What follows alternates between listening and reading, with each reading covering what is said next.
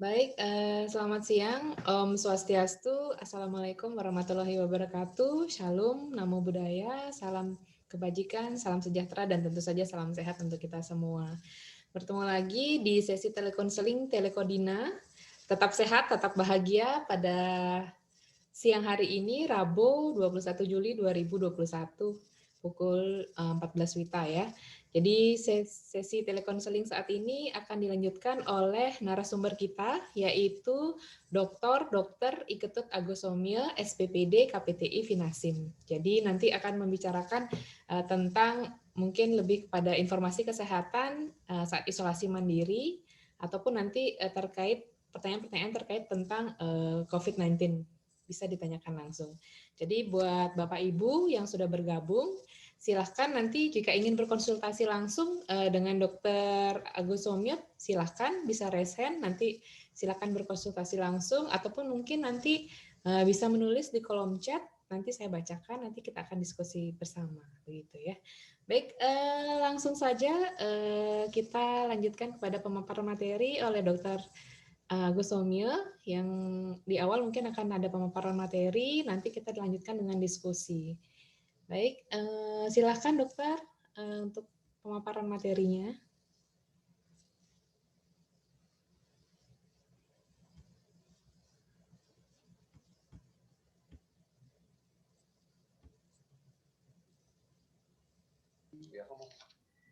Baik, terima kasih Dr. Eka atas waktunya.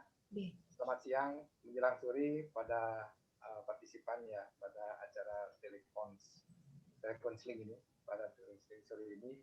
Jadi sebelum nanti kita lanjutkan dengan telekonseling, maka saya akan memberikan terlebih dahulu tentang isolasi mandiri ya. Jadi isolasi mandiri bagi pengidap COVID tanpa gejala, COVID-19 tanpa gejala, dan COVID ringan. Ya.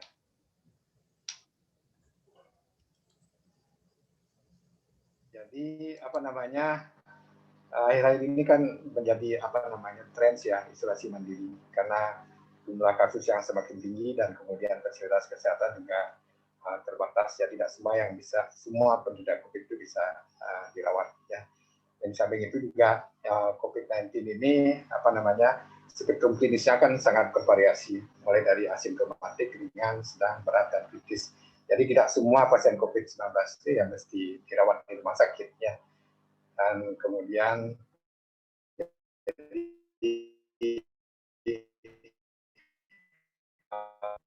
untuk lebih jelas, terlebih dahulu saya akan menjelaskan dulu tentang transmisi, karena ini penting sekali ya, diawali dari sinilah kemudian dilakukan isolasi mandiri. Jadi perlu digarisbawahi juga, isolasi mandiri ini kan tidak hanya untuk COVID-19 saja sebenarnya ya. Jadi penyakit-penyakit infeksi saluran napas yang berpotensi menular ya, yang lain juga perlu sebenarnya dilakukan isolasi mandiri. Dan ini merupakan awal, mungkin nanti di kemudian hari ada penyakit-penyakit menular lain yang infeksius seperti ini. Jadi ini sudah menjadi suatu budaya ya. Jadi seperti kita ketahui bahwa COVID-19 ini disebabkan oleh SARS-CoV-2, jadi virus severe acute respiratory syndrome yang kedua ya. Dan ini transmisinya ya jelas kita udah tahu semua melalui droplet ya. Droplet itu percikan saluran napas. Jadi yang di dalamnya ada materi virus ya. Jadi kalau droplet itu besar percikannya itu lebih daripada 5 mikron. Jadi itu berpotensi lebih cepat untuk mengendap jatuh ya. Sedangkan yang lebih kecil, yang kurang dari 5 mikron itu disebut dengan airborne. Jadi lebih jauh dan jangkauannya. Jadi kalau percikan kecil ini dan kemudian terhirup oleh orang yang sehat, tentu orang yang sehat ini akan tertular. Jadi tidak hanya secara langsung directly seperti itu, secara indirect juga bisa terjadi penularan. Dimana kalau percikan itu jatuh di permukaan, benda-benda permukaan, dan kemudian kita menyentuh benda-benda permukaan yang sudah terkontaminasi itu, dan kita menyentuh saluran napas kita, memegang hidung, ya, mukosa semut lendir mata kita, ya. Jadi kita juga akan tertular melalui secara tidak langsung. Nah, sehingga orang yang mengidap virus ini, ya, harus diisolasi, ya, dipisahkan dari masyarakat yang sehat untuk menghindari penularan untuk menghindari masyarakat yang lain supaya tidak terinfeksi. Nah, ini penting juga dipahami ya tentang perjalanan alamiah daripada infeksi SARS-CoV-2. Jadi hampir sekitar 80% kasus COVID-19. COVID itu coronavirus infectious disease ya, 2019 karena ditemukan tahun 2019 di Wuhan ya, akhir bulan Desember ya, disebabkan oleh SARS-CoV-2 ya. Jadi 80% asimptomatik dan ringan. Jadi sekitar 15%-nya kasusnya sedang dan berat, dan sekitar 5%-nya adalah kasus yang kritis. Nah, yang 20% ini, yang 15% sedang berat dan 5% ini yang perlu perawatan di rumah sakit. Jadi kalau kita melihat perjalanan alamiah ini, jadi kalau panah yang vertikal ini derajat keparahan dari infeksi, dan yang horizontal ini adalah perjalanan waktu ya, lama harinya. Jadi ketika kita terpapar, ya, jadi ada masa inkubasi antara pada saat masuknya mikroorganisme itu, virus itu, sampai timbulnya gejala, itu bervariasi rentangnya antara 0 sampai 14 hari. Tetapi mediannya, jadi rata-rata adalah 5 hari. Setelah terikus, maka akan timbul gejala, itu simptom. Ya, jadi ini biasanya kalau di dokter klinisi ya, setelah timbul gejala ini kita anggap hari ke pertama. Jadi terjadi konsep. Jadi saat pertama kali mengalami keluhan dan gejala ini kita sebut hari pertama. Ini sangat penting kita pahami di dalam perjalanannya ya. Karena ketika kita terpapar, jumlah virusnya belum begitu banyak. Tetapi kemudian virus itu akan masuk ke dalam sel ya. Melalui pintunya ada reseptor tertentu yang disebut dengan TIS2 ya. Di dalam sel kemudian dia bereplikasi dan kemudian bertambah banyak ya, dan dalam waktu 5 hari itu jumlahnya semakin banyak dan semakin banyak sehingga sel itu mengalami kerusakan dan mulailah timbul gejala. Jadi gejala itu 5 hari setelah terpapar. Jadi ini hari ke-0, hari ke-1 sakitnya, dan kemudian selama 7 hari ini fase dari replikasi virus.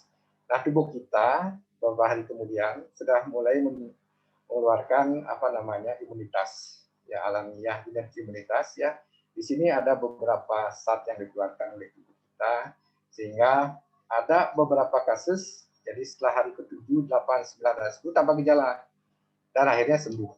Jadi kenapa sampai hari ke-10 itu, setelah hari ke-10 itu kalau 3 hari berturut-turut tanpa gejala, jadi dianggap sembuh karena ini yang menguasai di sini adalah sistem kekebalan tubuh kita dan sudah sesuai. Jadi jumlah virus juga bisa dinetralisir oleh tubuh kita sendiri dan kemudian tidak terjadi gejala dan hari ke-11 ya, jadi pasien itu dianggap sudah sembuh. Dan bahkan untuk kasus yang hasil jadi bicara ulang untuk menentukan kesembuhan. Jadi ini sudah ada bukti-buktinya. Nah, apabila setelah hari ke-7 respon tubuh kita kemudian pada saat melawan virus ini terlalu berlebihan, yang disertai dengan beberapa respon tubuh yang lain, kadang-kadang menimbulkan gejala yang lebih berat. Nah, disinilah kadang-kadang kita memerlukan pengobatan-pengobatan tertentu untuk meredam respon tubuh kita. Karena kalau ini terus berlanjut, maka ini akan menimbulkan kerusakan pada target organ yang dirusak oleh virus itu. Misalnya terutama adalah paru-paru, sehingga akan terjadi pneumonia, gangguan pernapasan, dan di sini terjadi sesak. Maka hari ke-7, 8, 9, 10 ini kalau timbul gejala-gejala sesak, yang kita harus berhati-hati. Karena itu mungkin respon tubuh kita terlalu berlebihan sehingga menimbulkan kerusakan seperti itu, dan ini memerlukan satu pengobatan tertentu. Jadi pada kondisi begini ya tidak bisa isolasi mandiri di rumah. Jadi pada kondisi begini ya mesti dirujuk ke rumah sakit. Nah, bila respon tubuh itu berlangsung dengan berlebihan, jadi hiperinflamasi namanya, maka derajat keparahan juga akan menjadi lebih berat. Jadi ada kondisi yang disebut dengan Leeds pulmonary atau fase hiperinflamasi, dan di sini disebut dengan fase kritis. Nah, di sini kerusakan menjadi lebih progresif ya. Jadi fungsi paru-paru itu akan mengalami penurunan yang berat, dan di sini akan bisa menyebabkan kegagalan pernapasan, bisa kegagalan pernapasan juga bisa menyebabkan kegagalan fungsi organ yang lain. Nah, di sini tentu akan memerlukan pengobatan-pengobatan atau penalaran yang lebih spesifik. Jadi terapi sportif yang lebih spesifik tergantung dari kerusakan yang terjadi. Nah, ini sangat penting sekali untuk diketahui untuk mereka yang juga melaksanakan isolasi mandiri. Jadi perlu diperhatikan gejala-gejala itu pada hari ke-7, 8, 9, 10. Jadi kalau 7, 8, 9, 10 itu cenderung keluhannya berkurang dibandingkan hari-hari sebelumnya, maka itu ada kecenderungan untuk terjadi perbaikan. Tetapi ketika terjadi peningkatan gejala dan kemudian ada gejala-gejala baru yang muncul yang membatasi aktivitas fisik, misalnya napasnya mulai sesak, ya, jadi respirasi, maksudnya laju pernapasannya mulai meningkat, ya. Kalau misalnya ada saturasi alat oximetri yang dipakai untuk mengukur saturasi oksigen namanya ya, yang keperifer, misalnya kurang dari 95% ya, nah itu sudah mulai terjadi gangguan di paru. Jadi itu sudah menunjukkan suatu penyakit yang derajat keparahan yang berat. Jadi itu tidak bisa di rumah, jadi itu mesti dibantu untuk mengatasi gangguan itu di rumah sakit. Nah, ini yang perlu saya sampaikan dan perlu juga dipahami bagi teman-teman yang menjalankan isolasi di rumah. Jadi apa itu isolasi mandiri? Jadi isolasi ini kan suatu upaya sebenarnya memisahkan orang yang sakit dengan orang yang sehat, tetapi dilaksanakan secara mandiri, ya, bisa di rumah ataupun di tempat-tempat lain yang ditunjuk oleh pemerintah. Jadi jelas isolasi itu adalah memisahkan orang yang sudah sakit, ya, dengan orang yang sehat, ya. Sedangkan karantina jadi memisahkan orang yang berpotensi sakit. Jadi orang yang berpotensi sakit itu adalah orang yang melakukan kontak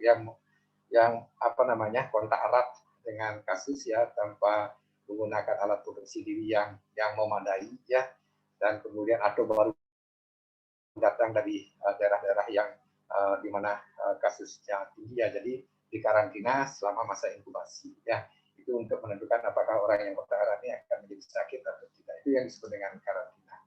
Jadi selama isolasi mandiri ya tidak boleh pergi bekerja, ya, ya boleh pergi sekolah, tapi bisa kerja lewat work from home gitu, ya.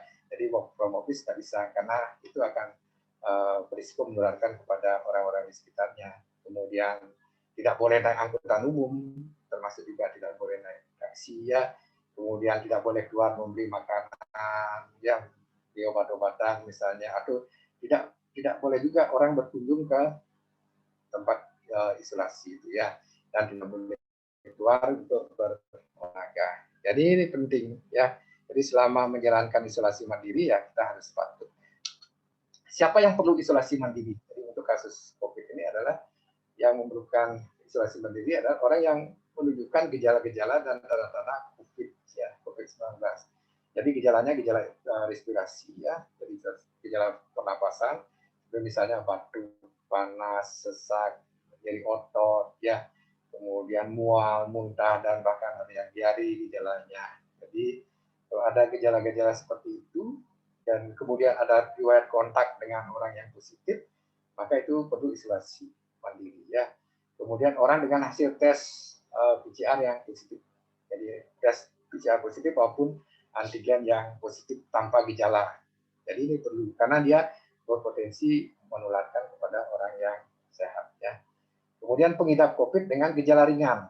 Jadi gejala ringan itu jelas, ya, tidak ada infeksi atau tidak ada gejala infeksi pada paru-parunya, seperti misal tidak batuk, tidak sesak, ya, itu yang paling mudah kita lihat. Tetapi kalau gejalanya cuma batuk, pilek, panas, ya, dan kemudian tidak ada sesak, ya, itu termasuk ringan, ya. Jadi itu bisa isolasi di rumah.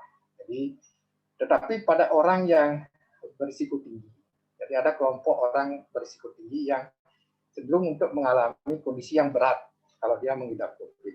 Jadi itu isolasi mandirinya harus mendapat rekomendasi dari dokter yang merawat. Jadi siapa kelompok risiko tinggi yang berpotensi menjadi berat itu adalah orang yang berusia di atas 55 tahun, ya. Kemudian bayi, ya, kemudian orang yang gemuk, ya. Gemuk itu termasuk obesitas, itu termasuk salah satu faktor risiko terjadinya COVID yang berat. Kemudian diabetes mellitus ya, pengidap diabetes, kemudian pengidap hipertensi, pengidap gagal ginjal ya, pengidap penyakit-penyakit dengan gangguan kekebalan tubuh seperti misalnya HIV, misalnya penyakit autoimun ya, kemudian penyakit hati yang menaun misalnya. Nah itu kelompok-kelompok orang yang kalau kena COVID berisiko menjadi berat. Jadi kalau ini akan dilakukan isoman, harus betul-betul juga mendapat pengawasan dari dokter yang merawat. Ya, jadi bisa saja mereka itu yang berisiko tinggi itu isolasi mandiri di rumah ya. Kemudian kalau kasusnya tanpa gejala dan ringan, tapi mesti di bawah pengawasan dokter yang lebih ketat ya. Nah, mengapa kita perlu isoman kalau kita ternyata hasil tes yang positif dan kemudian menunjukkan gejala yang ringan? Ini penting sekali untuk memutus rantai penularan. Jadi pengidap itu merupakan reservoir ya, penampung virus. Jadi kalau ini berkeliaran maka banyak orang yang akan berisiko tertular karena risiko ini bisa mengeluarkan virus dari berbicara saja, ya batuk misalnya di tempat umum tanpa mematuhi etika batuk ya. Jadi kalau ini sudah diisolasi maka rantai penularan bisa diputus sehingga orang yang peka ya tidak akan tertular. Nah ini pentingnya kenapa perlu isolasi mandiri. Kemudian di manakah isolasi mandiri itu bisa dilakukan? Jadi bisa aja di rumah. Jadi asal di rumah itu ada ruang yang tersendiri atau kamar yang tersendiri yang bisa dengan anggota keluarga yang lain. Kemudian di dalam rumah itu tidak ada kelompok orang yang berisiko tinggi. Jadi misalnya di dalam satu rumah itu tidak ada orang yang keluarga kita yang mengidap diabetes, hipertensi, kelainan jantung atau penyakit-penyakit yang lain ya, atau lansia misalnya, ya maka bisa dilakukan isolasi di rumah. Tetapi kalau tidak memenuhi syarat ini, jadi tidak ada ruang khusus tersendiri, terpisah misalnya, kemudian di rumah itu banyak orang yang berisiko tinggi juga, maka ya sebaiknya kita menghubungi Vaskes Kesehatan, Puskesmas ataupun Satgas Covid terdekat agar dirujuk ke layanan isolasi yang terpusat yang ditunjuk. Jadi saya ada beberapa pasien yang dari misalnya Denpasar Barat, jadi yang tidak bisa memenuhi syarat isolasi mandiri di rumah dirujuk ke salah satu hotel terdekat ya di Hotel Haris ya misalnya salah satu contohnya. Jadi dia isolasi terpusat di sana. Jadi di tempat isolasi itu tentu ada juga layanan kesehatan yang juga ikut memantau kesehatannya. Jadi kapan kita melakukan isolasi mandiri?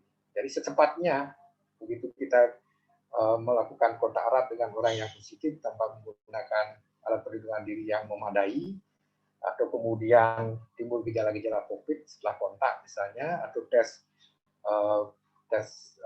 PCR atau antigen kita positif misalnya tanpa gejala ataupun gejala ringan, ya segera kita memutuskan isolasi mandiri.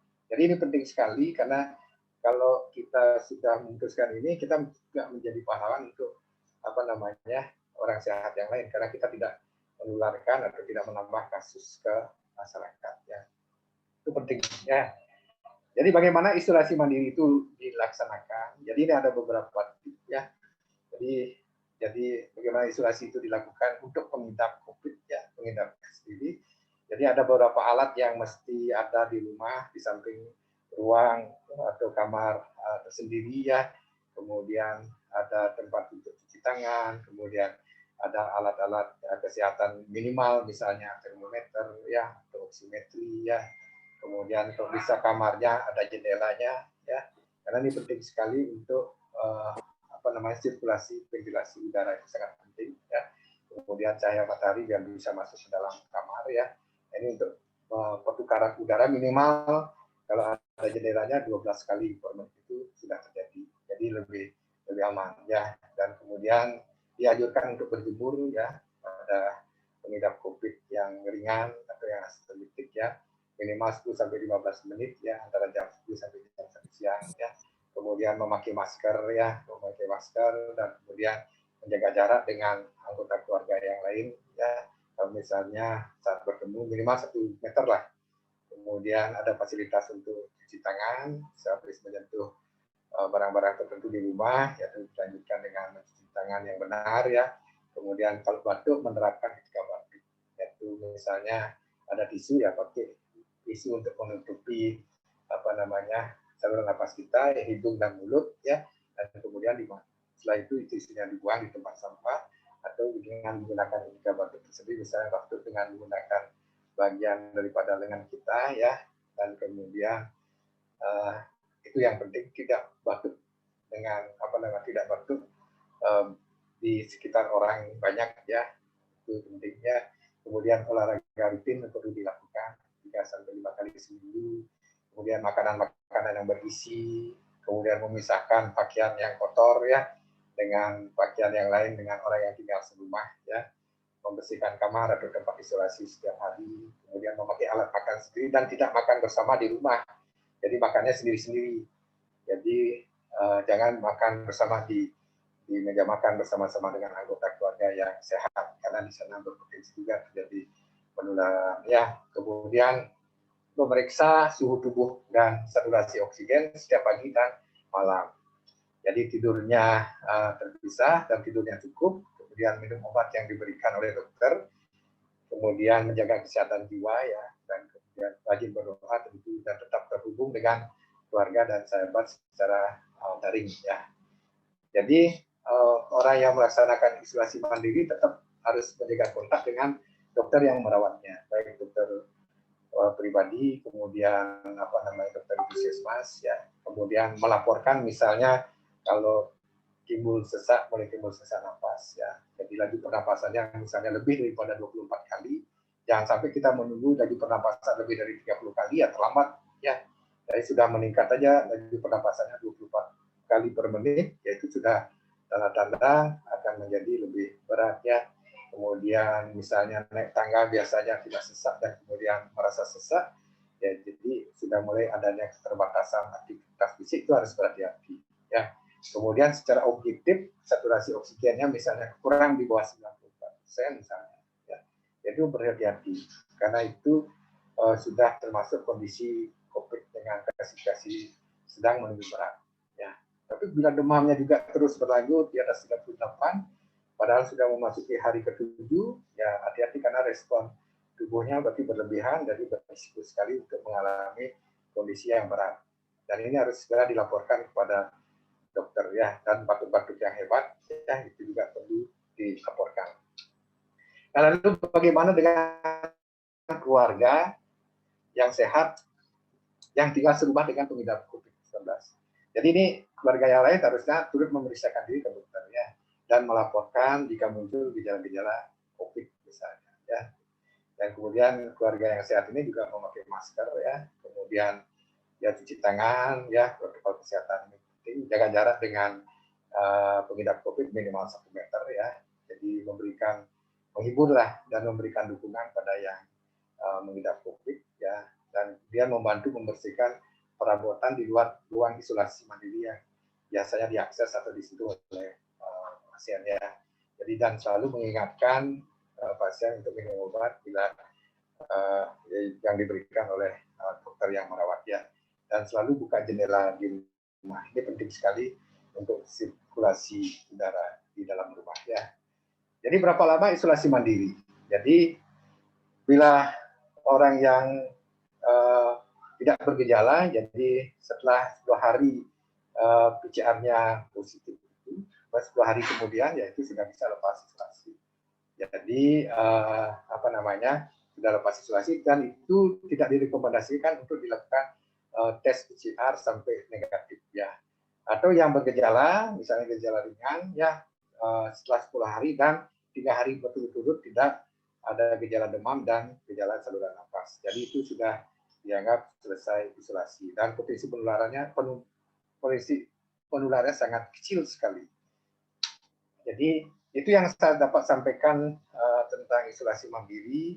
Jadi saya harapkan itu bisa membuka wawasan kita tentang isolasi mandiri ya. Jadi kita harus tetap sehat ya, bahagia.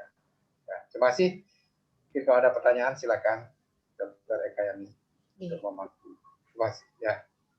Baik, terima kasih Dr. Agus Somia untuk pemaparannya. Jadi buat Bapak Ibu yang sudah bergabung pada sore hari ini, silahkan jika ingin bertanya langsung bisa menggunakan fitur raise hand. Jadi langsung berkonsultasi nanti dengan Dr. Agus Somionya. Dan jika memang tidak memungkinkan bisa langsung menulis di kolom chat. Ini sudah ada satu pertanyaan ya dong, sambil menunggu yang lainnya juga nanti kita bacakan. Ini pertanyaan dari Christine Linda. Ini ada pertanyaan bilang kalau selamat siang dokter, ayah saya pasien kemoterapi dengan obat-obatan yang dikonsumsi sebagai berikut: Hepamet 300 mg, lisinopril, propanolol, spironolactone, risperidon, merlopam, amlodipin, cukup banyak ini dokter. Kurkuma. Bagaimana untuk pengobatan jika positif COVID-19? Terima kasih. Sampai saat ini belum bisa menjangkau pusat kesehatan. Usianya 64 tahun. Pasien kemoterapi, dokter. Jadi Ibu Christine ya? Saturasinya Niki papahnya saturasinya bagus dokter 99. Batuk kadang, pilek, tidak demam, punggung dan pinggang sakit. Ya, jadi ayahnya Ibu Christine ini usianya 64 tahun ya, kemudian mengidap keganasan dan sedang mendapatkan kemoterapi ya, dan kemudian juga minum obat-obat yang kalau saya lihat itu ada beberapa obat yang untuk tekanan darah tinggi ya, amlodipin, kemudian propanolol juga ya, dan juga ada spironolactone juga ya. Jadi kemungkinan besar juga di samping usianya 64 tahun ya, termasuk salah satu komorbid ya, kemudian mengidap keganasan juga yang menurunkan daya tahan tubuhnya, kemudian memakai obat-obat imunosupresi ya, dan kemudian ada hipertensi, dan kemudian karena meminum obat-obat antihipertensi, dan ada obat yang juga untuk hepatoprotektor untuk hatinya, saya lihat bisa dengar tadi ya. Jadi ada beberapa komorbid memang. Jadi kalau beliau mengidap COVID, jadi risiko untuk menjadi beratnya itu besar. Jadi risikonya lebih besar ya, karena ada beberapa komorbid. Nah ini perlu kita ketahui kapan gejala pertama COVID-nya ini muncul atau kapan tes COVID-nya ini mulai positif. Kalau misalnya beliau sudah misalnya ini hari ke-8 ke-9 misalnya, dan kemudian kalau 8 ke 9 ini kan beliau sudah mestinya berada di fase pulmonal ya, kalau terjadi perburukan. Tetapi kalau tidak terjadi perburukan 8 9 ini kalau cenderung misalnya tidak ada keluhan yang signifikan buruk ya, tidak ada demam ya, tidak ada gangguan pernapasan yang berat, dan saturasi oksigennya saya dengar tadi 99%, ada kecenderungan dalam waktu dekat ini akan menjadi lebih baik kalau kita melihat perjalanan alamiah dari penyakit. Jadi kalau 8, 9, 10 ini beliau tidak ada keluhan yang lebih bermakna, saya lihat progresnya akan lebih baik karena hari ke-11 biasanya sudah menjadi baik ya. Tapi tetap dipantau ya, jadi sudah betul memantau saturasi oksigennya. Bagaimana dengan pengobatan antivirus? Tadi yang saya dengar antivirus ya, pemberian antivirus ya. Bagaimana pengobatannya jika misalnya nanti jika positif COVID? Oh, kalau positif ya. Ya, tergantung. Jadi kalau misalnya positif COVID ya, tergantung nanti klasifikasi gejalanya yang timbul ya. Kalau ringan ya tentu akan ada obat-obat tertentu ya. Tapi kalau misalnya ada kecenderungan sedang dan berat ya tentu kita akan memberikan obat-obat antivirus. Ada antivirus yang direkomendasikan ya. Salah satunya adalah remdesivir ya pada kondisi sedang dan berat, dan tentu kalau cenderung akan menjadi berat ada obat untuk menekan peradangannya, antiinflamasinya namanya, yaitu diberikan dexamethasone, steroid ya, atau pada kondisi itu juga akan terjadi gumpalan-gumpalan darah akibat perjalanan penyakitnya, diberikan juga anti penggumpalan darah, antikoagulan misalnya ya. Jadi dipandu supaya tidak menjadi kritis kan gitu. Kalau seandainya itu pun menjadi kritis, nanti akan ada alat-alat bantu, terapi-terapi pembantu sportif untuk menangani itu. Tapi intinya jangan sampai kena lah, ya jangan sampai kena COVID ya. Tentu pada orang-orang yang komorbid dengan banyak komorbid ini perlu dilindungi. Jadi perlu dilindungi tentu dengan vaksinasi salah satunya ya. Jadi Jadi orang-orang inilah yang dilindungi dengan vaksinasi. Dengan diberikan vaksinasi, diharapkan akan terbentuk imunitas. Ya, dengan imunitas maka kemungkinan kena itu akan menjadi lebih kecil. Seandainya kena COVID pun nanti gejalanya tidak akan menjadi lebih berat. Ya, kalau seandainya pun menjadi lebih berat tidak akan memerlukan perawatan di ICU. Kalau seandainya perawatan itu dan angka kematiannya lebih kecil. Kan itu tujuan daripada vaksinasi. Jadi beliau seperti inilah yang banyak komorbid ini kita anjurkan untuk segera vaksinasi dengan lengkap. Saya kira itu deh. Ya, baik, terima kasih Dokter Agus Somya. Mungkin ini Ibu Christine ini konsultasi ayah dan mamahnya, Dok. Niki wenten keterangan dari mamahnya, katanya sudah cancer, pengobatannya Lebres 2,5 miligram. Sama mungkin dokternya pengobatannya jika mungkin nanti misalnya jika positif COVID. Jadi memang yang terpenting adalah selalu sudah diberikan obat seperti ini mungkin konsultasi dengan dokter yang merawat nih dok nih. Jadi ya kalau seandainya beliau yang dengan komorbid ini mengalami COVID ya harus konsultasi yang lebih dekat, lebih sering dengan dokter yang merawat ya.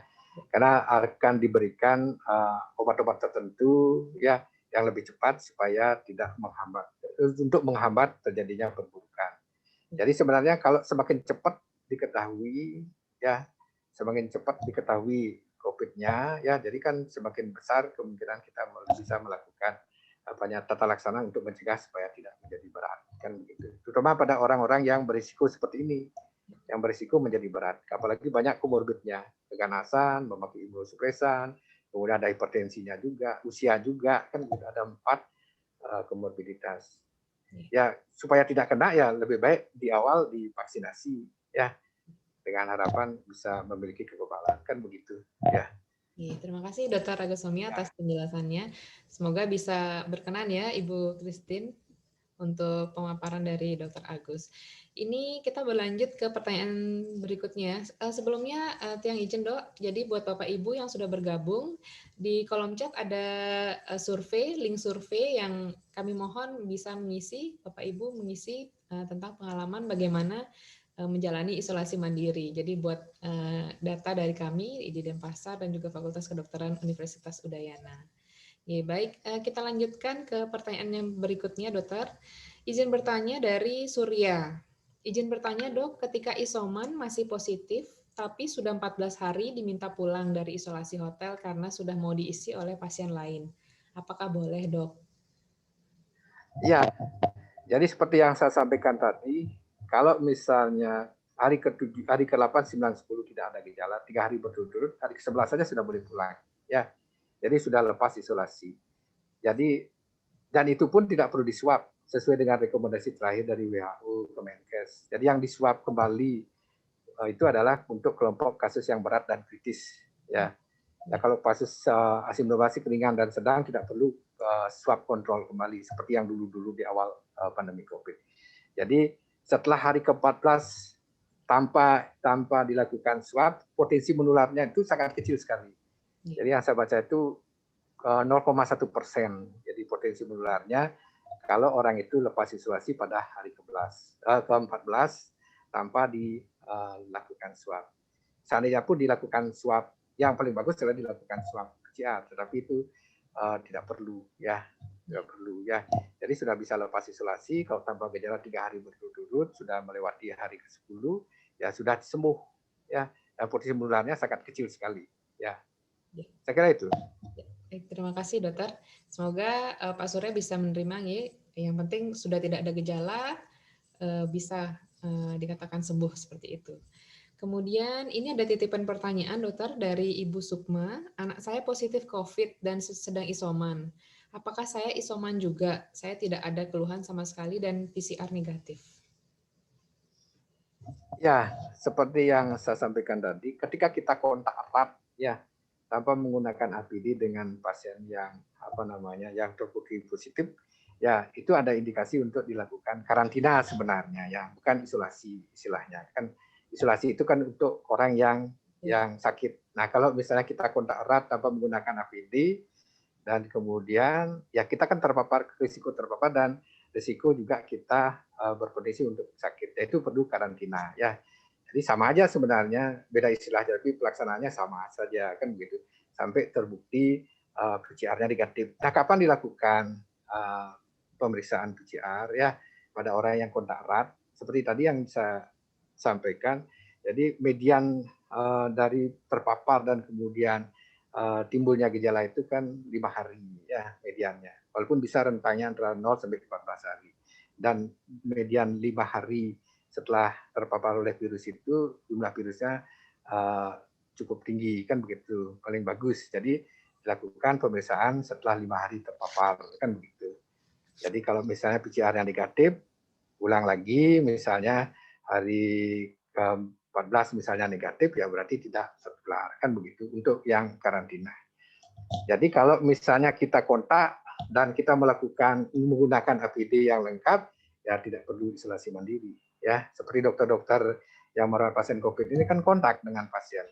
Tapi kita menggunakan APD yang lengkap ya kita tidak melakukan isolasi mandiri tapi kita rutin melakukan tes swab untuk itu untuk mendeteksi ya swab PCR. Saya kira itu jawabannya. Baik, terima kasih. Dokter, berkaitan dengan tadi disampaikan bahwa ada komorbid dan COVID itu, Dok. Apakah itu berkaitan, Dok, saling berhubungan? Apakah kan dikatakan kalau punya komorbid kena COVID tambah parah. Apakah komorbidnya ini juga bisa diperparah dengan akibat dari terinfeksi COVID ini, Dok? Ya, dia kan bidireksional ya. Komorbid ini bisa memperparah COVID, COVID-nya ini bisa infeksi COVID ini bisa memperparah komorbid yang sudah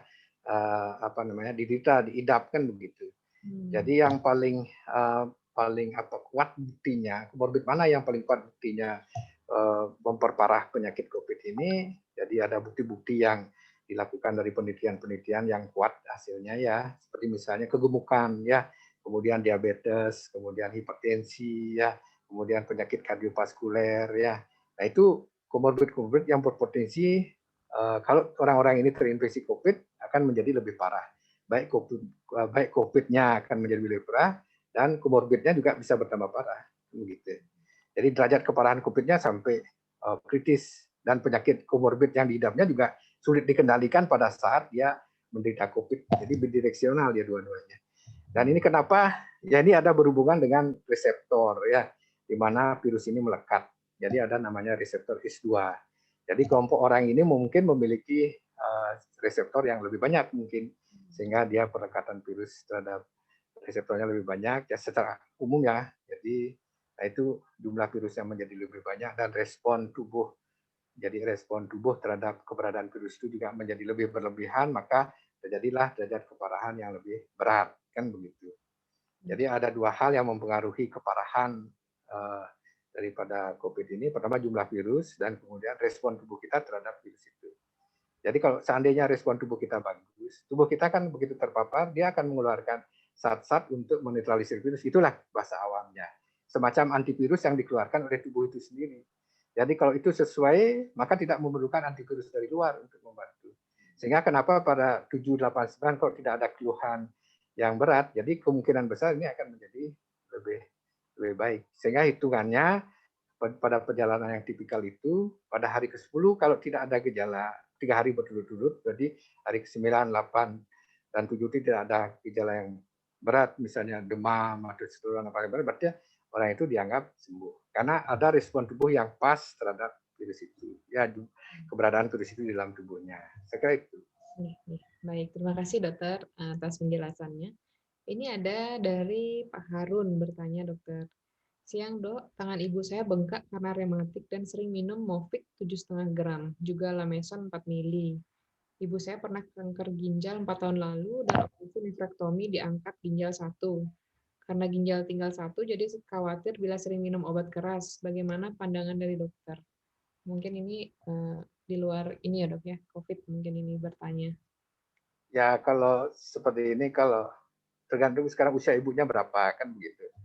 Kalau misalnya di atas 55 tahun, kemudian ini ada penyakit sendi, mungkin ya penyakit sendinya kan kalau menggunakan obat-obat Movik yang seperti ini, kemudian ada Lameson yang saya dengar ya antiinflamasi seperti itu. Umurnya 65 tahun ya, termasuk orang yang berisiko kalau kena COVID. Jadi umur adalah salah satu faktor risiko. derajat keparahan COVID nanti kan gitu. Jadi ini umur 65 tahun, ada gangguan sendi ya. Gangguan sendi itu sering berhubungan dengan sistem kekebalan tubuh atau yang disebut dengan autoimun. Jadi apalagi ini menggunakan obat-obat seperti yang disebutkan tadi, saya dengar ada Lameson. Jadi Lameson ini kan salah satu obat untuk mengatur sistem kekebalan tubuh kan begitu. Jadi kemungkinan ini ada unsur, maksudnya ada kemungkinan, ini kita kan lihat dari luar ya, karena saya tidak memeriksa ibunya. Jadi ada gangguan sistem kekebalan tubuhnya karena mendapat obat meredam inflamasinya itu ya. Jadi ada Opik ya. Kemudian ada obat-obat juga untuk imunosupresi yang dipakai ini menekan sistem kekebalan tubuh seperti misalnya Lameson ya.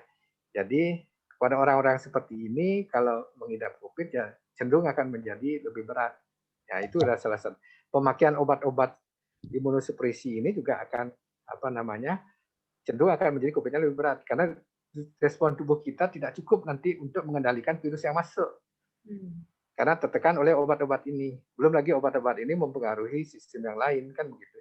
Jadi tidak optimal lah sistem kekebalan alamiah tubuh kita untuk menetralkan virus yang masuk kan gitu. Sehingga replikasi virus, perkembangbiakan virus dalam tubuh kan akan menjadi lebih banyak, lebih tinggi. Dengan begitu kan akan menimbulkan kerusakan sel yang lebih banyak dan kemudian akan menyebabkan gejala keparahan yang lebih besar kan begitu jadinya. Jadi kelompok orang begini adalah termasuk yang berisiko. Jadi bagaimana mengurangi risiko itu? Ya kita kan tidak bisa nyetop obat-obat ini karena obat-obat ini penting juga untuk penyakit dasar yang diidap kan begitu. Nah tentu di sini ada yang sekarang ini vaksinasi kan begitu. Jadi vaksinasilah jawabannya. Jadi pada kelompok-kelompok orang yang seperti ini. Inilah yang kita lindungi. Jadi supaya tubuhnya memiliki tentara. Jadi tentara yang cukup seandainya virus ini datang sudah ada tentara yang spesifik terhadap virus itu. Gitu. Jadi untuk melindungi orang yang seperti ini dalam kondisi ini, menurut saya adalah vaksinasi jawabannya, ya vaksinasi COVID kan begitu. Dan di samping itu adalah ini prokes kan begitu prokes, ya protokol kesehatan untuk mencegah supaya virus itu tidak bisa masuk kan begitu. Saya kira itu jawabannya. Oke, baik, terima kasih Dr. Agus Somia. Jadi memang yang terpenting memang di masa pandemi ini kuncinya adalah protokol kesehatan ya dok ya. Ya, itu yang penting. Ya. Jadi itu memang harus kita terapkan dan kita perketat lagi di masa pandemi saat ini yang kasusnya semakin tinggi saat ini. Kemudian juga ini dok, ada lagi pertanyaan ya dok dari Pak Surya lagi. Izin bertanya dokter, apakah benar setelah vaksin pertama selang 3 minggu atau 1 bulan harus di rumah karena imun tubuh sedang dalam kurva paling bawah atau sedang lemah? Ya, enggak lah. Ya. Artinya tetap melindungi tubuh kita setelah vaksin, tetap melindungi tubuh kita dengan protokol kesehatan itu baru benar ya. Jadi kenapa perlu ditambah lagi vaksin kedua? Itu untuk meningkatkan imun antibodi yang terbentuk ya supaya lebih mencukupi lah begitu. Karena kalau diberikan hanya 1 kali saja dari beberapa penelitian, kan ini kan berdasarkan penelitian ya. Jadi dia akan menurun dia ininya antibodi yang sifatnya proteksi terhadap tubuh kita. Jadi nanti dengan berjalannya waktu maka itu tidak cukup untuk menahan virus itu kalau dia masuk. Sehingga perlu di up lagi, didongkrak, di booster lagi ya. Jadi tergantung jenis vaksinnya. Misalnya kalau menggunakan vaksin yang inactivated viral seperti misalnya Sinovac atau CoronaVac misalnya, yaitu di boosternya 28 hari kemudian. Tapi kalau menggunakan viral vector, seperti misalnya menggunakan Oxford AstraZeneca, ya, jadi itu 2 bulan atau 3 bulan di booster lagi. Rata-rata kan 2 kali beberapa vaksin untuk vaksin COVID itu diberikan gitu ya. Jadi diam di rumah boleh aja, kan ada salahnya. Apalagi sekarang PPKM kan gitu. PPKM kan ada pembatasan karena kasusnya banyak. Jadi sebenarnya diam di rumah itu bagus pada saat kasus itu banyak ya. Kalau tidak penting ya jangan keluar dulu ya. Karena kita kontak dengan banyak orang yang kita tidak tahu karena yang asimptomatik itu walaupun tidak bergejala kan berpotensi untuk kalau dia terinfeksi berpotensi menularkan virus. Saya kira itu, ya. Oke, baik, terima kasih dokter. Jadi memang yang terpenting tidak ada anggapan bahwa setelah vaksinasi juga kita akan kebal ya dok ya terhadap virus COVID. Tetap balik Ya, ke protokol kesehatan tentunya dokter ya. ya paling tidak kan tujuan vaksinasi itu kalau bagus untuk mencegah penularan, tapi kan tidak. Paling tidak mencegah supaya kita kalau terinfeksi tidak menjadi bergejala asimptomatik. Kalau seandainya kita terinfeksi dan bergejala, gejalanya tidak menjadi berat, kan gitu. Kalau dia bergejala berat, tidak memerlukan perawatan di ICU. Kalau perlu perawatan di ICU sampai tidak sampai meninggal. Tapi yang ideal vaksin itu kan mencegah penularan, kan gitu. Itu harapan. Tapi ini kan bagus sekali kalau dari data-data yang kita miliki sekarang. Jadi saya dapat kemarin data dari Dinas Kesehatan Provinsi Bali. Jadi orang yang divaksin itu apa namanya? Yang untuk yang sekarang ini lebih sedikit yang kena COVID dibandingkan orang yang tidak yang belum divaksin gitu loh. Ya, lebih banyak orang yang kena ini adalah orang yang belum divaksin dibandingkan yang sudah divaksin lengkap. Terus kemudian derajat keparahannya juga yang kalau yang divaksin apa namanya itu derajat keparahannya lebih ringan dibandingkan yang tidak divaksin. Dan kebetulan saya tugas di Mawar di Rumah Sakit Sanglah, di mana tempat yang critical ill ya hanya satu pasien yang saya rawat itu dari beberapa pasien yang saya rawat itu yang sempat divaksin baru satu kali. Yang lainnya tidak pernah yang belum divaksin itu, yang dirawat yang critical itu.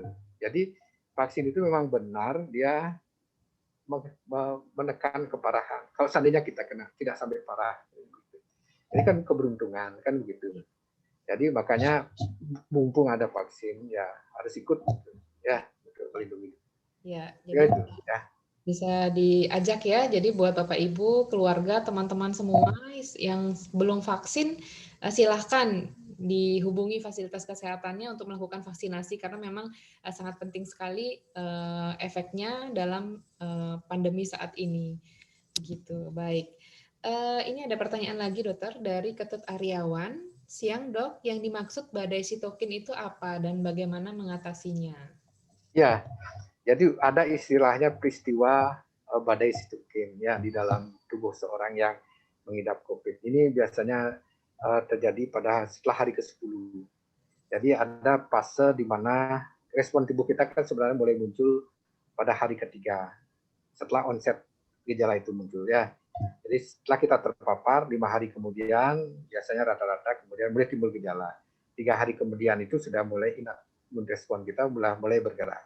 Kalau tentara yang keluar dari tubuh kita yang membawa antivirus dan lain sebagainya di dalam tubuh kita itu sesuai, maka 789 itu tidak ada gejala, 10 sembuh. Tetapi ada respon yang semakin hari semakin meningkat ya, respon inflamasi. Jadi ada beberapa sitokin. Sitokin itu kan zat yang di dalam tubuh itu berperan di dalam komunikasi antar sel dia di dalam tubuh kita itu namanya sitokin. Jadi sitokin ini ada yang sifatnya pro keradangan dan ada yang sifatnya anti keradangan. Nah, pada pasien COVID ada kondisi di mana setelah hari ke-11 itu kalau inflamasinya terus dia bertambah dan kejadian itu disebut dengan berlebihan hiperinflamasi. Nah, sitokin-sitokin yang pro-inflamasi ini lebih dominan ya dan banyak dia dan itu yang tadi awalnya itu untuk meredam virus dia merusak tubuh kita jadinya. Jadi karena di sini apa namanya infeksi apa namanya di target organnya itu adalah di paru-paru maka di sana terjadi sitokin yang berlebihan di paru sehingga terjadi apa namanya kegagalan sampai terjadi kegagalan daripada fungsi paru, kegagalan pernapasan sehingga disebut dengan respiratory distress syndrome ya. Biasanya itu terjadi pada hari ke-11, 14 ya. Kemudian apa namanya kalau ini dibiarkan maka ini akan menimbulkan gagal nafas dan kemudian akan menimbulkan kegagalan fungsi organ yang lain. Tetapi itu bisa sebenarnya diamati. Kalau pasien itu cenderung menjadi seperti itu, ada pemeriksaan yang disebut dengan interleukin 6 karena dia yang paling berperan. Jadi itu biasanya kalau melihat kondisi seperti itu, dokter itu akan memeriksa interleukin 6-nya. Jadi interleukin 6-nya kalau tinggi, maka pada saat itu akan diberikan oleh dokter zat yang sifatnya anti terhadap interleukin 6. Tujuannya adalah meredam supaya badai jumlah sitokin yang banyak ini tidak berlebihan ya. Maka diberikanlah obat di sana pada kondisi peralihan itu sebelum terjadi kerusakan organ itu, maka diberikan anti interleukin 6. Ada nama obatnya, jadi obatnya itu adalah tocilizumab namanya, Actemra ya, yang biasanya diberikan 800 mg ya, satu kali saja. Kalau memang diperlukan sekali akan bisa diberikan 2 kali. Jadi kok tepat diberikan pada saat itu, maka dia akan redam dia. Jadi inflamasinya. Jadi kalau belum terjadi kerusakan organ, maka bisa diselamatkan. Tapi kalau terlanjur terjadi kerusakan organ, parunya atau fungsi organ yang lain, maka perlu perjuangan lagi untuk mensupport daripada fungsi organ-organ tersebut, walaupun sitokinnya sudah diredakan. Jadi itu makanya kenapa kalau misalnya pada isolasi mandiri, kalau ada kecenderungan sudah pernapasannya sudah mulai meningkat, jadi pernapasannya mulai meningkat, terutama hari ke-7, ke-8, 9 itu, misalnya tadinya biasa bernapas 18 sampai 20 kali, ini sudah 24 kali misalnya laju pernapasannya. Tadinya biasa jalan ke kamar mandi tidak sesak, sekarang baru beberapa langkah mulai agak sesak, saturasi oksigen sudah mulai turun, biasanya 97, 96, sekarang menjadi 92 ke 90. Nah itu harus hati-hati. Nah ini yang perlu diberikan oksigenasi yang cukup dan diberikan juga obat anti radang, yaitu yang disebut dengan dexamethasone ya. Nah kalau dengan obat ini tidak bisa meredakan dan terjadi badai sporin seperti tadi, maka kita memerlukan obat yang saya sebutkan tadi, itu tocilizumab itu ya, itu ada rangkaiannya. Jadi kita harus betul-betul memahami klien kita ini berada di pada saat sekarang ini berada di mana dia, karena obat-obat itu dinamis dia. Tidak bisa kita memberikan obat anti radang di awal, justru itu akan lebih berbahaya dia. Tidak bisa kita memberikan tocilizumab misalnya anti interleukin di awal, ini supaya tidak terjadi itu kita berikan, padahal belum ada gejala seperti itu kita berikan. Nah itu malah merusak. Tidak boleh. Jadi kita harus memberikan pada saat timing yang tepat. Oh ini inflamasinya sedang terjadi, mulai terjadi kerusakan paru ya. Jadi kita memberikan misalnya steroid, misalnya dexamethasone yang dianjurkan oleh WHO misalnya ya. Oh ini sitokinnya sedang tinggi, jadi kita memberikan tocilizumab misalnya. Mungkin tambahannya ya. Ya. Baik, terima kasih dokter. Jadi tetap ya dok, misalnya dalam kondisi isolasi mandiri pun tetap harus ada pengawasan ya dok ya. Jadi kita sebaiknya memang harus ada pengawasan. Saya kira di pusat-pusat isolasi yang ditunjuk oleh pemerintah Satgas, yang saya tahu itu dari komunikasi dengan teman-teman yang mengalami seperti itu, yang diisolasi di hotel misalnya, itu ada dokternya yang standby di situ. Dan rutin juga melakukan monitoringnya. Itu ada misalnya yang lebih ingin khusus, misalnya kadang-kadang menelpon kita sebagai dokter yang merawatnya. Itu bisa. Jadi kita tetap on dengan mereka supaya bisa melewati masa-masa kondisi seperti ini. Ya. Baik, jadi memang tetap harus ya yang isolasi mandiri misalnya di rumah. Jadi memang tetap harus melakukan mungkin konseling juga ya, konsultasi ke dokter yang merawat gitu. Paling nggak punya nomornya ataupun fasilitas kesehatan seperti puskesmas untuk kalau misalnya ada apa-apa bisa segera dihubungi seperti itu. Baik dokter, kita lanjutkan. Ini pertanyaan dari Dwi Ade Riandayani. Ini pertanyaannya kayaknya bagus dok. Siang dok, mau bertanya setelah selesai isoman kan ada kemungkinan hasil swab masih positif. Namun sudah tidak berpotensi menularkan dan penyintas COVID sudah boleh beraktivitas normal. Pertanyaannya, jika selang beberapa waktu, misalnya tiba-tiba flu atau demam, bagaimana untuk swab-nya ya dok? Apakah jika positif itu dipastikan positif COVID atau sisa virus dari isolasi yang sebelumnya? Terima kasih. Mungkin iya, ini pertanyaannya bagus. Iya, bagus pertanyaan. Ya, nah ini yang jadi klinisi itu yang harusnya bisa membedakan itu ya. Jadi orang yang terinfeksi COVID itu setelah dia sembuh itu kan memiliki kekebalan. Jadi dikatakan terjadinya reinfeksi bisa terjadi 3 bulan, 6 bulan setelah mengalami infeksi yang pertama. Jadi kalau misalnya tadinya kita sudah dinyatakan sembuh yang 14 hari ya dari COVID, yang pertama itu kita COVID ya, dan kemudian beberapa hari, walaupun ya positif atau negatif kan kita anggap itu sembuh. Karena kalau seandainya positif itu tidak berpotensi menular, karena ada studi atau penelitian, ternyata dilakukan kultur pada orang yang positif itu tidak tumbuh dia, berarti dia kan tidak virulen dan maksudnya tidak viable, dia tidak menularkan. Tidak usah khawatir itu kan begitu. Nah kalau misalnya orang yang sudah sembuh 14 hari dan kemudian dia mengalami batuk pilek lagi. Apakah itu COVID? Kalau di swab ternyata dia positif. Ya, seperti yang disampaikan tadi oleh Dokter Kadek tadi, PCR itu kan tidak bisa membedakan antara yang viable dan non viable. Kan gitu. Kalau kita tidak menyampaikan riwayat kita, bisa aja kita dianggap itu COVID, kan gitu.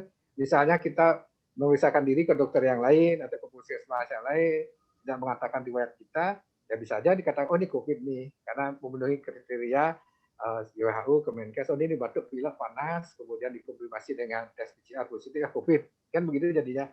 Tidak salah mereka, karena dalam keadaan pandemi harus ada kriteria diagnostik, ada definisi operasional ya. Tapi kita wajib untuk menyampaikan bahwa kita sudah lepas isolasi dari COVID. Dengan bukti lepas isolasi itu kan ada. Jadi mungkin aja infeksi saluran napas yang lain selain COVID kan gitu. Jadi misalnya influenza, kan banyak virus yang menginfeksi saluran napas. Influenza, virus A misalnya, kemudian ada apa namanya corona yang lain selain COVID kan gitu. COVID ini kan beta corona ya. Kemudian apa namanya infeksi saluran napas yang lain ya. Jadi ya harus disampaikan supaya tidak dianggap COVID lagi gitu. Kecuali sudah di atas 3 bulan ya, dan kemudian kita mengalami keluhan yang sama ya, dan kemudian hasil tes yang positif ya bisa dianggap COVID ya. Kan ada memang laporan kasus seperti itu. Ada infeksi kembali ya. Oke. Ya. Berarti dikatakan reinfeksi itu setelah 3 bulan pos sembuh dari COVID. Ya, definisi reinfeksi itu kalau kita terinfeksi oleh virus COVID dengan varian yang berbeda. Jadi bukan varian yang berbeda, dengan genom yang berbeda dengan yang sebelumnya, tidak sama dengan yang sebelumnya, untuk mengatakan reinfeksi. Ya. Jadi harus diambil swabnya, kemudian dikultur. Nah itu harus ada pembandingnya dengan yang waktu pertama kali dia PCR sebelumnya. Kalau itu berbeda jenisnya, ya itu disebut sebagai reinfeksi. Tapi data itu sangat sulit karena sering hilang. Ada beberapa kasus yang kita dapatkan 3 bulan, 4 bulan setelah infeksi kembali mengalami infeksi, bahkan lebih berat. Tapi kita tidak bisa melacak karena sampel itu kan sudah lama tumpuk sekian. Sering kita komunikasi dengan teman-teman di mikro yang menyimpan sampelnya. Kita mau periksa lagi. Ini apakah sama dia jenis virusnya? Kalau sama itu kan tidak termasuk reinfeksi dia, kan begitu.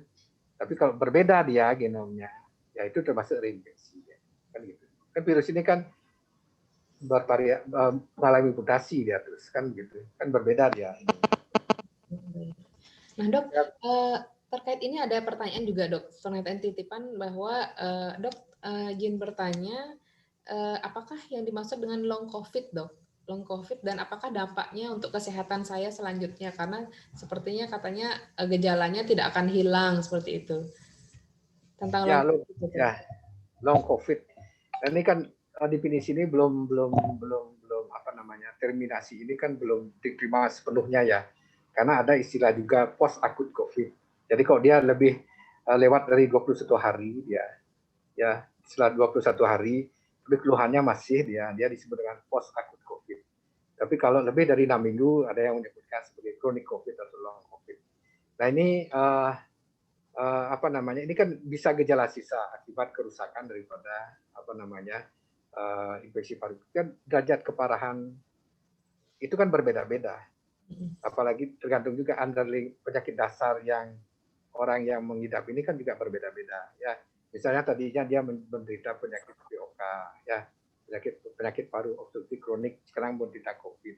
Maka setelah dia sembuh dari COVID ini, gejala sisanya masih ada dan bahkan lebih berat dibandingkan PPK sebelumnya dia. Jadi ada juga pasien misalnya, ada beberapa yang kita dapatkan di lapangan ya.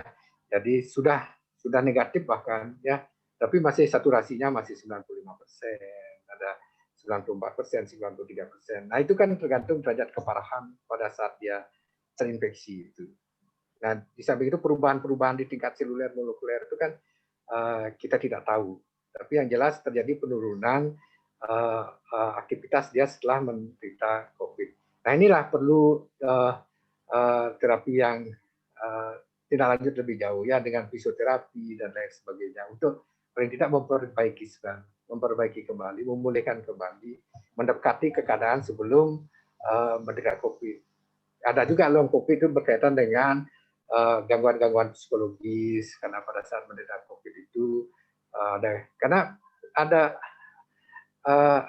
apa namanya, virus ini kan mengenai apa namanya, lewat apa namanya, nervus olfactorius, dia bisa mencapai ke otak juga gitu loh. Dan itu bisa menimbulkan perubahan-perubahan yang menyebabkan gangguan yang sifatnya seperti gangguan kejiwaan juga kan gitu dampaknya. Karena ada studi yang menyatakan bahwa melalui nervus olfactorius itu, jadi saraf-saraf di penciuman itu lewat di sana itu, jadi ada seperti penyebaran lah dia sampai ke otak. Ada beberapa yang dilaporkan seperti itu. Ya, nah itu yang sering menyebabkan tadinya tidak memiliki gangguan kejiwaan yang berparah, tapi sekarang setelah menderita COVID ada gangguan kejiwaan yang lebih berat kan begitu.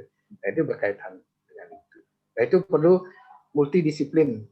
Jadi kalau kita di infectious disease, kita mengobati pada fase akutnya ini. Sudah melewati seperti ini, tentu ada gangguan-gangguan atau gejala-gejala lain, ya perlu teman-teman sejawat lain yang juga ikut mengendalikan ini supaya bisa kembali seperti sebelum ada COVID kan begitu. Baik nutrisi, psikologi dan sebagainya. Ya. Oke, itu yang bisa tambahkan. Baik, terima kasih Dokter atas penjelasannya. Jadi sekali lagi Bapak Ibu yang sudah bergabung, kami mengingatkan lagi di kolom chat ada link survei, jadi mohon diisi jika berkenan untuk mengetahui bagaimana pengalaman menjalani isolasi mandiri Bapak Ibu di rumah. Baik, terima kasih. Kita lanjutkan ya Dok? Ya, silakan. Sepertinya banyak pertanyaan ini agak panjang.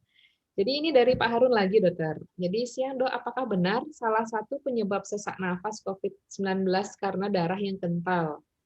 Oksigen akan susah masuk, oksigen akan susah melalui darah, sehingga kadar oksigen saturasi jadi turun di bawah 90. Apakah perlu cek kekentalan darah? Iya, gangguan kekentalan darah itu adalah salah satu mekanisme yang terjadi pada infeksi COVID. Memang benar ya.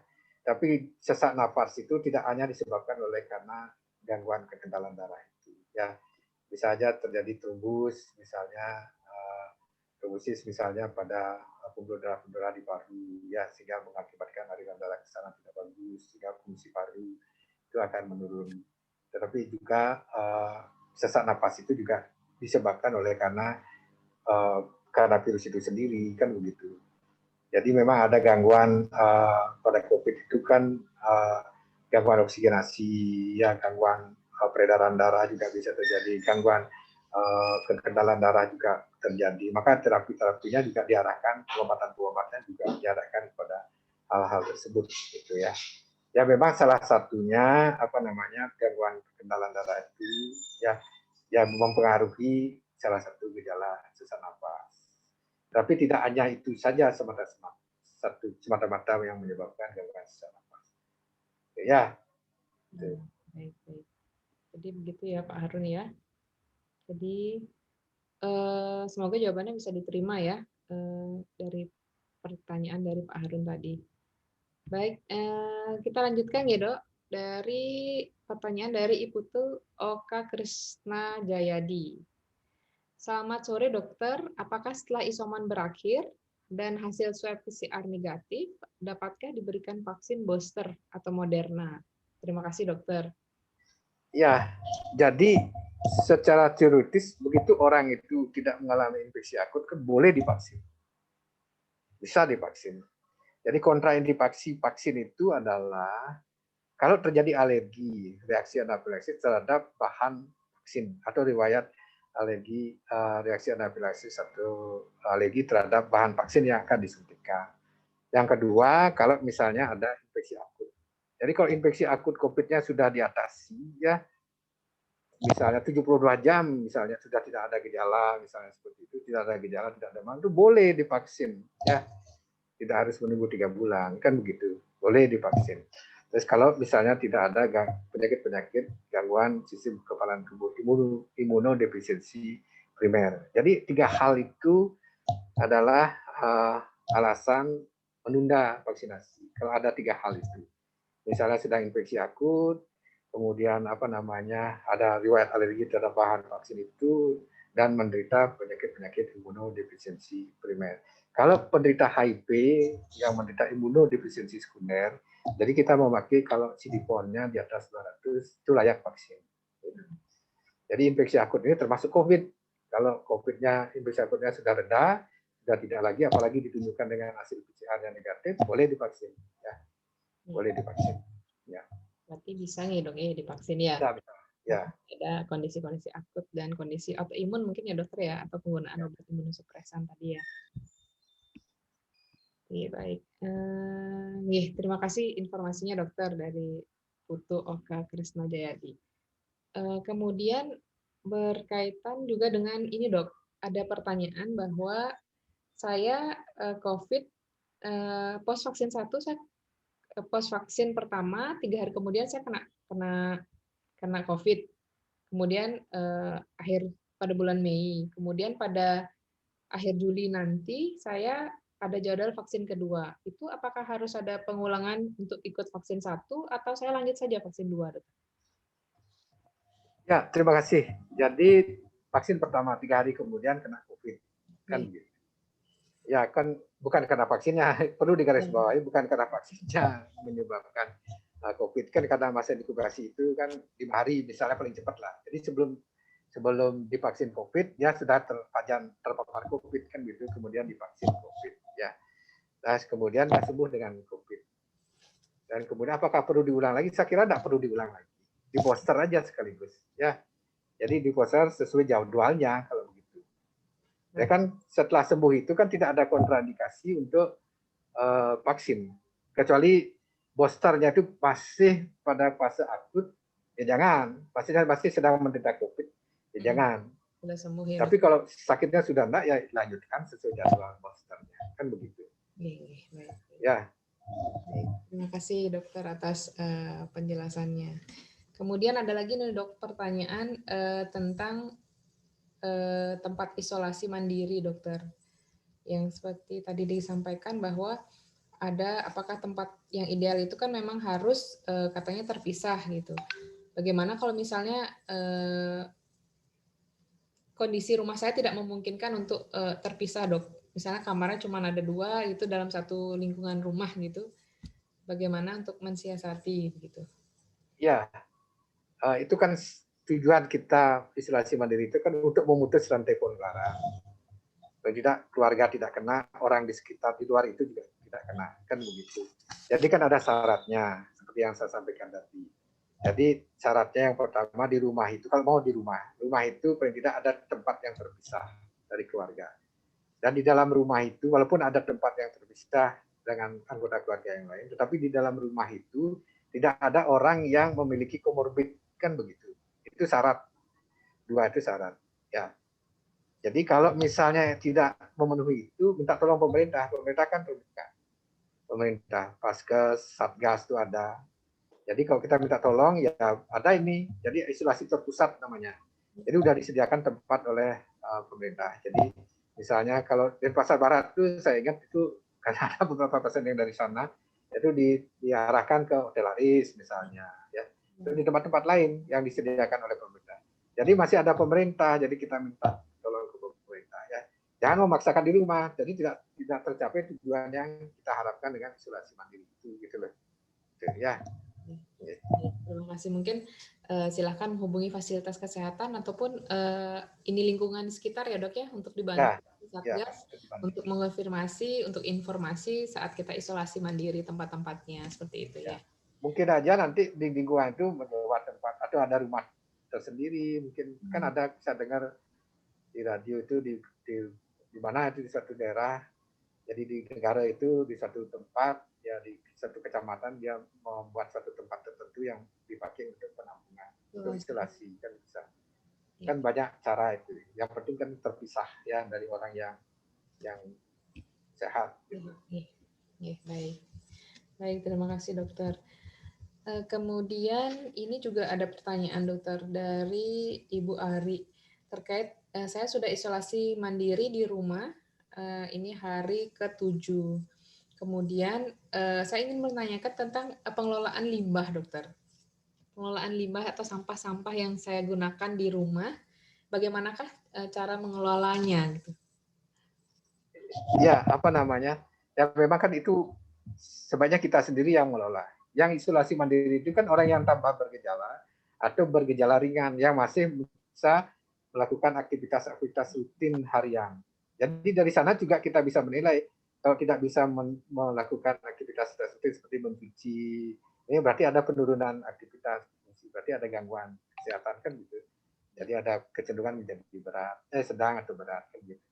Pastinya yang isolasi itu yang menyelenggarakan sendiri, bahannya sendiri dikumpulkan ya di ember ya, kemudian terpisah dengan yang lain, kemudian dicuci sendiri ya. Tadinya biasa mencuci dan kemudian ternyata hari ke-8 kok biasa mencuci 3 menjadi sekarang mencuci 3 tidak bisa, ya berarti kan ada penurunan fungsi aktivitas, itu harus berhati-hati ya. Jadi harus diselenggarakan sendiri Bu.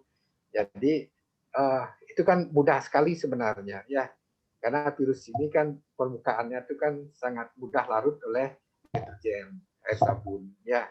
Jadi limbah-limbah kita sendiri dikumpulkan di dalam satu ember ya, kemudian disiram dengan air yang ada deterjennya, ya mungkin direndam beberapa menit ya, 10 menit atau 15 menit udah hancur dia.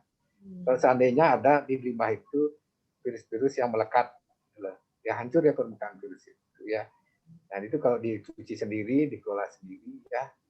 Nanti kalau sudah sembuh, kalau mau dibuang, dikumpulin jadi satu, dan kemudian dibakar atau dibuang lah, gitu Mbak. Tapi dibersihkan dulu sebelum dikumpulkan, kan begitu. Iya benar. Kelola sendiri Bu ya, ya. Menghindari juga dari tukang sampahnya yang mengambil ya dok ya? Ya nanti kalau kita tidak bersihkan dulu, kemudian kita buang saja ke tukang sampah, kan kalau ada virus di permukaan, misalnya di masker kita, ya mestinya masker itu dimasukkan ke dalam ember kecil, itu ada deterjen, direndam itu ya, dibersihkan, kemudian dirobek atau gimana, jadi kan sudah tidak mengandung virus lagi bahan-bahan itu ya. Jadi kita sudah tidak menularkan memberikan kepada orang lain lah, kan begitu. Iya baik. Baik, terima kasih ya, atas saya kira itu penjelasannya dokter. Dokter Niki mungkin yang terakhir ya. Jaringannya kok ini ya? Kenapa dokter? Halo? Halo, iya dok. Halo? Halo dokter, sampun? Ya udah bisa. Tadi udah jalan. Sudah dokter. Niki mungkin pertanyaan terakhir ya dok. Kayaknya tidak ada pertanyaan. Ini ada pertanyaan dari Bapak Andi. Dok, bagaimana kalau saya sudah isoman, kemudian nanti kalau selesai isoman, apa yang harus saya lakukan, dokter? Apakah saya boleh langsung beraktivitas atau saya perlu melakukan pemeriksaan misalnya cek lab atau pemeriksaan ronsen atau pemeriksaan lainnya? Ya, jadi kalau tanpa bergejala kan gitu, atau gejalanya ringan dan selesai isoman. Jadi kalau ringan tidak ada gejala kan 3 hari berturut kan udah dianggap sembuh.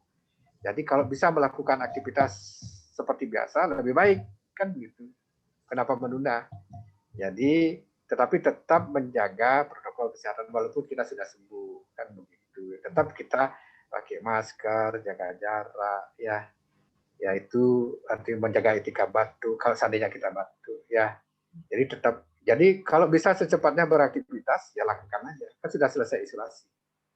Kemudian mau divaksin juga kalau sudah selesai isolasi boleh ya. Karena kan syarat vaksin itu minimal 72 jam, tidak ada gejala, tidak demam, tidak batuk pilek, gangguan pernapasan, dan sudah selesai isolasi kan begitu. Berarti kalau untuk pemeriksaan itu memang kalau tidak ada ini indikasi kalau tidak ada gejala sudah sehat tidak perlu ya. Ya. Jadi kalau yang asimptomatik yang ringan itu kan tidak dilakukan pemeriksaan yang lain. Kecuali yang sedang berat ya kita ada pemeriksaan penunjang namanya. Jadi misalnya dengan melakukan ronsen, memeriksa kadar inflamasinya, memeriksa kadar kekentalan darahnya seperti yang ditanyakan tadi oleh Pak Harun tadi ya. Kalau ada kecenderungan menjadi berat, oh ini kasusnya udah di sedang nih gitu loh. Sedang itu sudah mulai menurun nih pernapasannya, sudah mulai ada flek di parunya misalnya. Kita lihat, kita buktikan dengan ronsen memang ada kan begitu. Seberapa luas, berapa banyak gangguan fleknya di paru-paru, kemudian kita periksa juga keradangannya. Tidak semua pemeriksaan yang lengkap itu dilakukan kepada orang-orang yang tidak bergejala. Kan 80% kelompok orang yang kalau itu dilakukan ya rugi, gitu. Maksudnya bukan rugi, maksudnya tidak efisien, tidak efisien. Tidak efisien. Jadi kita alokasikan untuk yang maksudnya itu digunakan untuk yang memang memerlukan untuk kasus yang berat dan kritis kan begitu. Baik, terima kasih Dokter Agus Romi atas penjelasannya. Sepertinya memang tidak ada pertanyaan lagi, Dokter. Kita akhiri saja untuk sesi telekonseling pada sore hari ini. Mungkin ada closing statement, Dokter, yang ingin disampaikan untuk para warga yang sedang menjalani isolasi mandiri saat ini. Mungkin, silakan. Ya, saya kira isolasi mandiri ini adalah salah satu cara kita untuk memutus rantai penularan. Ya, jadi kalau kita melakukan ini dengan baik, ya, jadi yakinlah akan terjadi kesembuhan ya setelah melakukan isolasi itu ya. Dan kemudian bila terjadi gangguan-gangguan yang perubahan-perubahan yang tidak seperti biasanya dan itu terasa lebih berat, misalnya pernapasannya lebih cepat, kemudian diukur saturasi oksigennya ternyata lebih menurun, kok cenderung menurun, apalagi itu sudah di bawah 95% ya. Jangan sampai menunggu pernapasan lebih dari 30 kali lah, misalnya sudah 24 kali ya. Jadi itu cepat-cepat menghubungi tenaga kesehatan ya yang mengawasi supaya dilakukan upaya-upaya yang lain. Dengan cara begitu saya kira ya mudah-mudahan kita semua sehat ya, dan kemudian setelah sehat kita akan bahagia seperti yang disampaikan. Terima kasih atas perhatiannya. Mudah-mudahan apa yang saya sampaikan bisa bermanfaat.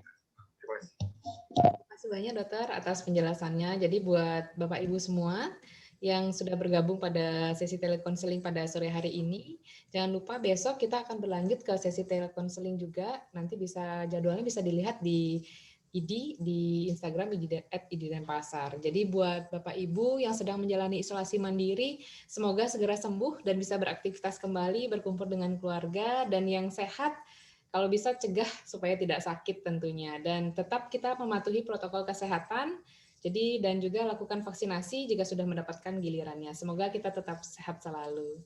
Jadi Telekodina tetap sehat, tetap bahagia. Terima kasih banyak, saya mohon diri. Terima kasih Dokter Agus. Terima kasih Dokter Agus Omya. Terima kasih Dok. Lancar semua. Terima kasih Tereka. Terima kasih Dok.